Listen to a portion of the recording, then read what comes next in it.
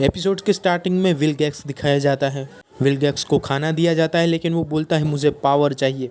और ये आदमी बताते हैं विल गैक्स को कि पावर के लिए आपको आपके दिल के पास ले जाना पड़ेगा। तभी अचानक वहाँ पे प्लम्बर्स आ जाते हैं। प्लम्बर्स की इन लोगों के साथ फाइट होती है, लेकिन प्लम्बर्स को ये लोग हरा देते हैं। उसके बाद यहाँ पे बेन, ग्वेन और केविन आ जाते हैं। बेन बोलता है कि तुम्हें पता नहीं है ये विल गैक्स है। ये बात सुन के ये लोग गुस्सा होकर बेन के साथ फाइट शुरू कर देते हैं। बेन भी फाइट के मूड में आकर रेत में ट्रांसफॉर्म हो जाता है और ट्रांसफॉर्म होते ही सबको एक एक करके पीटने लगता है। लेकिन जैसे ही वो मेन विलेन के पास जाता है, वो रेत को मार के उड़ा देता है। उसके बाद केविन बोलता है कि तुम उसकी फिक्र मत करो, वो बिल्कुल ठीक होगा, फिलहाल इनको निपटाने में ध्यान दो। उसके बाद वो वहाँ से भागने की कोशिश करता है, लेकिन रेत उसे रोक देता है। लेकिन वो अजीब एलियन टेक्नोलॉजी से बटन दबाता है और अचानक चारों ओर ब्लास्ट होने लगते हैं। बेन और ग्वेन और केविन सब प्लम्बर्स को बचा के बाहर निकलते हैं और उसमें से एक आदमी को पकड़ते हैं और उनको पता चलता है कि ये तो फॉरवर्ड नाइट्स का आदमी है।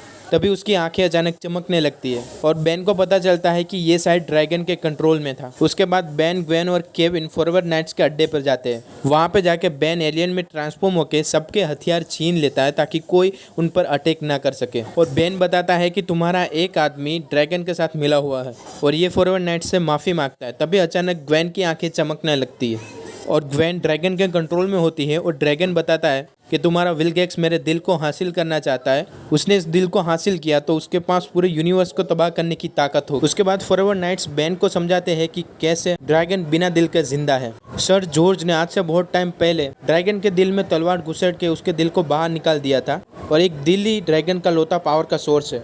उसके बाद उसकी एक समाधि बना दी थी। उस समाधि को ढूंढने के लिए ग्वेन इस पजल को सोल्व कर देती है। उसके बाद फॉरवर्ड नाइट्स उसको दगा देके ग्वेन, केविन और बेन को बेहोश कर देते हैं और उनको वहीं पे मार डालने का प्लान करते हैं, लेकिन मारते नहीं है। और उसके बाद फॉरवर्ड नाइट्स सर जॉर्ज के पास चले जाते हैं, लेकिन यहाँ पे फॉरवर्ड नाइट्स का लड़का अभी भी ड्रैगन के कंट्रोल में होता है। समाधि के अंदर जाके वहाँ पे विल गैक्स और उसके आदमी पहुंच जाते हैं और विल गैक्स के पास ड्रैगन का दिल आ जाता है। विल गैक्स की पावर नेक्स्ट लेवल पर चली जाती है। उसके बाद विल गैक्स सभी फॉरवर्ड नाइट्स को एक ही बार में हरा देता है। इधर ये बच्चा जो ड्रैगन के कंट्रोल में होता है, वो विल गैक्स को बोलता है और भी पावर मिल सकती है तुम्हें अगर तुम शील्ड तोड़ दो। इधर जहाज में बेन, ग्वेन और केविन वापस आ रहे होते हैं, लेकिन टाइम कम होने की वजह से जहाज से जाना पॉसिबल नहीं था, तो ग्वेन सबको एक साथ टेलीपोर्ट करती है। उधर विल गैक्स अपनी ताकत से शील्ड को तोड़ रहा होता है और टेलीपोर्ट होकर बेन, केविन और ग्वेन एक साथ वहां पे पहुंच जाते हैं। पावर के ज्यादा इस्तेमाल की वजह से ग्वेन बेहोश हो जाती है और विल गैक्स शील्ड को तोड़ने में लगा हुआ होता है, क्योंकि उस शील्ड के पीछे होता है ड्रैगन।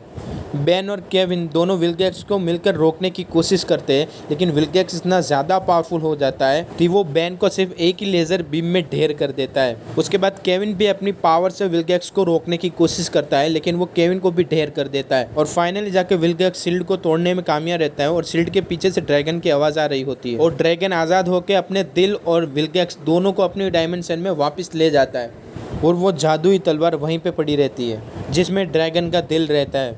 वो तलवार वहीं पे पड़ी रहती है। तभी फॉरवर्ड नाइट्स का सर जॉर्ज उस तलवार को वापस अपने हाथ में उठा लेता है, क्योंकि ये तलवार पहले से ही सर जॉर्ज की ही थी।